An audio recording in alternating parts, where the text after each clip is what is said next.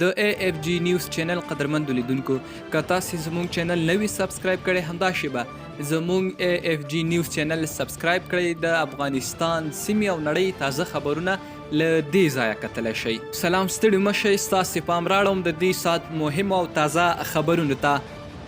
ځایي اوسیدونکي وایي د کابل ښار په کارتسخي سیمه کې د ډزو غږونه اورېدل کیږي، خو په ورته وخت کې د کابل امنیه قمندانۍ ویان خالد زدران په خپل ټویټر لیکلي د ښار د درېیم امنیتي حوزې اړوند په کارتسخي ټاور کې امنیتي ځواکونو چاڼیز عملیات درلودل چې له یوه کور څخه پرې ډزې وشوې. یاد کور تر کلکې محاصرې لاندې د تصفیه جریان لري او هیوادوال دې اندېښنه نه کوي.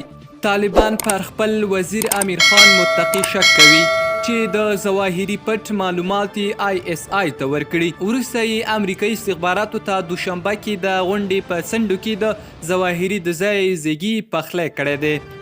د کورنیو چارو وزارت سرپرست سراج الدین حقانی له هندي رسنۍ سره مرکه کې ویلي القاعده ډله افغانستان کې نظامي شتون نه لري او نړۍ ته ګواښ نشي پیښولی. حقانی زیاته کړه دوحې تړون ته ژمن دي او افغانستان اسلامي امارات له لوري عملي شوی دی.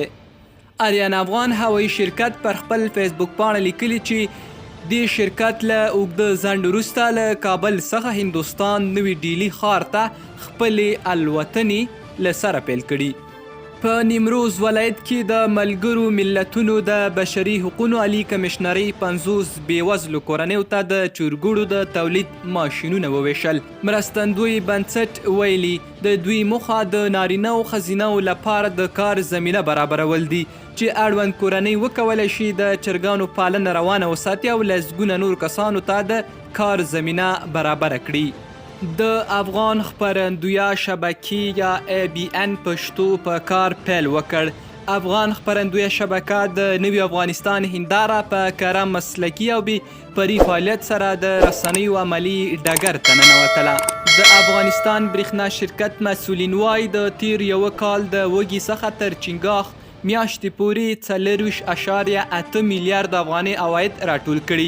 ګاونډیو هیوادونو او د برېښنا داخلي تولیدي کمپنیو ته یې 150 میلیونه ډالر د برېښنا پیسې ورکړي. د هند د یوې نړیوالې ټولنې په همکارۍ ډېر سیک افغانان له افغانستان څخه ووتل. د راپورونو پر اساس په دغه سیک افغانانو کې ډېر یې ماشومانان دي. امریکا طالبانو ته تازه شرط کېښود. واشنگټن په یوه تازه اقدام کې طالبانو ته خبرداری ورکړ چې دغه ډله یو انتخاب لري د دوحې توافقنامې ته ژمن پاتې شي او بشپړه یې عملي کړي.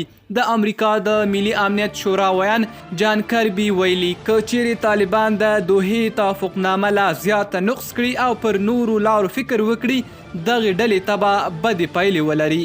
او د پاکستان هغه نظامي الوتکه چې د تیرې ورځې نادرکه ده.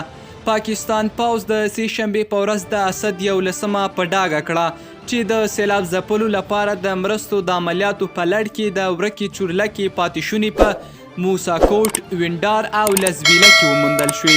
د سپورټ له ډګره د شپږیز کرکټ لیګ دویم کولیفایر کې د سپین غر پړانګان لوبډلې پیاوړي لوبغاړي نجیب الله زدران د کابل بازانو لوبډلې پر وړاندې نیمه سلیزه جوړه کړه او 80 ناسوځېدلې منډې یې ترسره کړې. د اسعارو تبادله هم لرو، له موږ سره پاتې شئ. قدرمندو لیدونکو دا د دې ساعت مهم تازه او کره خبرونه چې ما حمید رحماني درته وړاندې کړ. تر نورو خبرونو چې زه ستاسې درانه حضور کې حاضرېږم په پاک الله مو سپارم. درنو لیدونکو په آخره کې یوه یادونه کوم که چیرې تاسې زموږ چینل نوي سبسکرایب کړی زموږ چینل سبسکرایب کړئ او تر هر چا ژر ځان خبر کړئ.